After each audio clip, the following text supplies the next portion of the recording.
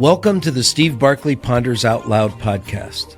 As instructional coaches and school leaders, you are tasked with guiding continuous teacher growth to create student success.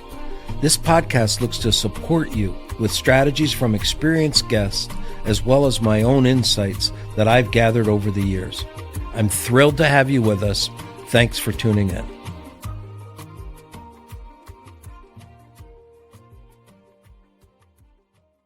Coaches supporting teachers focus on goals. John Campbell from Growth Coaching International posted a blog that describes sustaining effort and motivation for a coachee's goals as being part of the coaching process. It's easy for any of us to have goals slide off our plate when we get busy. And getting busy sure happens to all of us working in education. The first strategy that Campbell suggested was labeled as implementation intentions. That phrase comes from the work of Peter Galwitzer, who points out that what-if planning in advance greatly increases the chances of achieving one's goals. These plans are often in a if-then format.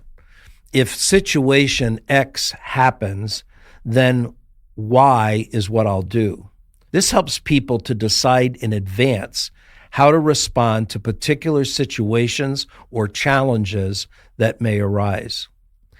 I've been using a questioning strategy that asks a coachee who's leaning towards a particular decision or course of action during our coaching to predict what possible positive or negative outcomes of their actions might be.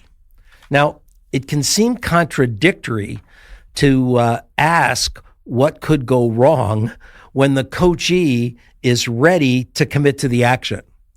However, I found that by predicting a problem or challenge and preparing a what-if plan really lowers the risk of implementation for the coachee. Here's an example. A teacher is designing a more complex project-based activity than she has previously implemented. I might ask, are there any concerns you want to consider before you implement? The teacher may mention that the time students need for the project might be more than what she has initially planned. At this point, the teacher and I may discuss how to track and predict time as the project progresses, as well as what modifications could be made to the project along the way if needed. I sometimes call this approach a what's the worst case scenario question.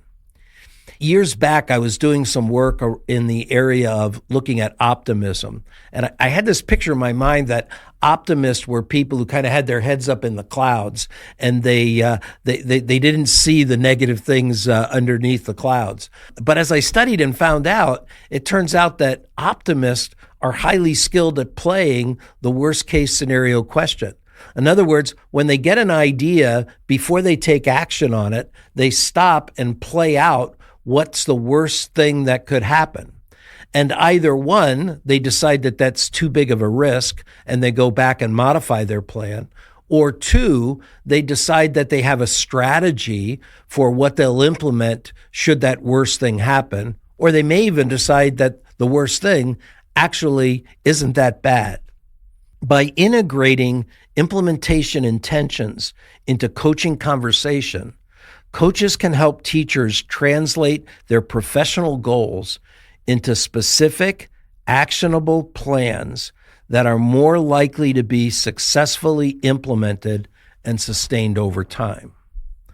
Campbell's second suggestion references the work of Richard Ryan and Edward Deci on self-determination theory, as well as intrinsic motivation, and it highlights the importance of linking goals to values and deeper meaning.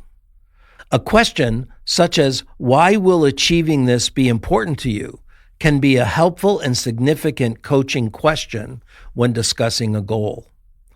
Seeking values and deeper meaning are my reasons for building an understanding of what I call the teacher's agenda into my coaching pre-conferences. I describe this step as preparation for me to first observe in the teacher's classroom through the eyes of the teacher before I observe through my own. Before considering how a teacher might want to make a change, I want a clear picture of why the teacher would seek a change. What are the teacher's beliefs about a goal, strategy, or learner outcome, as well as what degree of teacher effort would she want to invest in achieving any change? Understanding the teacher's why and effort investment up front guides my coaching actions. Consider the teacher who's looking to raise the complexity of project-based learning tasks. I would explore how she sees that change positively impacting her learners. What will students gain from her investment in that change? I recall working with a somewhat reluctant teacher whose principal had required the teacher to work with me to implement the change in her classroom. After a substantial amount of conversation, I turned to the teacher and said, if I have a clear understanding, what you're looking to do is to change as little as possible, but enough to meet the expectations of the administrator. And she looked right back at me and said, you got it. And at that point, I signed on to be her coach. Now, my plan was that as she and I developed a relationship, as she began to meet some positive results from implementing the change, we could take things further along. But reaching an agreement up front as to the goals she wanted to achieve and the amount of effort she was willing to implement, it really guided my coaching conversations and ongoing work with her. Lastly, Campbell points to a paper by Marshall Goldsmith and Howard Morgan titled Leadership is a Contact Sport, the Follow-Up Factor in Management Development. I found their comments on leadership development directly applicable to teacher development. Their studies showed that one variable emerged as central to the achievement of positive long-term change. Quote, the participants' ongoing interaction and follow-up with colleagues. They found that leaders who discussed their own improvement priorities with their coworkers and then regularly followed up with these coworkers showed striking improvement. Leaders who did not have ongoing dialogue with colleagues showed improvement that barely exceeded random chance. They described that in many ways, a coach is like a personal trainer. The trainer's role is to remind the person being trained to do what he or she knows should be done. Good personal trainers spend far more time on execution than on theory. The same seems to be true for leadership development. Most leaders already know what to do. For most leaders, the great challenge is not understanding the practice of leadership. It's practicing their understanding of leadership. I would say the same is true for us as teachers in classrooms. Making our growth as educators a social activity greatly increases the likelihood that we can maintain the conscious practice and reflection necessary to identify and internalize the skills that guide our learners to success. This is the benefit of PLC members having shared goals that generate ongoing conversations, which remind members to engage in conscious practice. Many educators start the new year with goals connected to conscious actions. But similar to New Year's resolutions, that focus can fade. Whether you are an instructional coach, administrator, or teacher leader, planning and supporting the growth of colleagues, or designing your own personal improvement plan.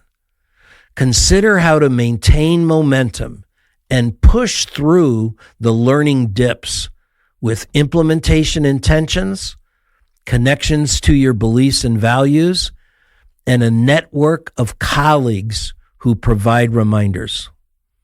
I'm wishing you success in sustaining your efforts and motivation on your goals.